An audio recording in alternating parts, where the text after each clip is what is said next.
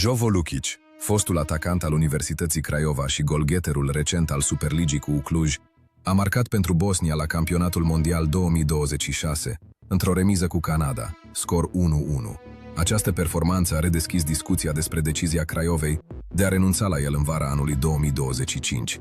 La Universitatea Craiova, Lukic a înscris doar 2 goluri în 31 de meciuri, în contrast cu cele 18 reușite la Cluj, unde a devenit golgheter. Conducerea Universității Craiova a transmis oficial că nu regretă plecarea jucătorului, argumentând că echipa a câștigat eventul după această decizie. După rezilierea contractului lui Lukic, pentru care fusese răplătite 400.000 de euro, Craiova i-a adus pe Asad al-Islam al-Hamlawi și Nisimba. Cei 2 atacanți au marcat împreună 21 de goluri, contribuind decisiv la îndeplinirea obiectivelor clubului. Pavel Badea, directorul clubului sportiv de drept public Universitatea Craiova, a explicat că Lukic nu a făcut față presiunii mari din Bănie, unde obiectivul era titlul.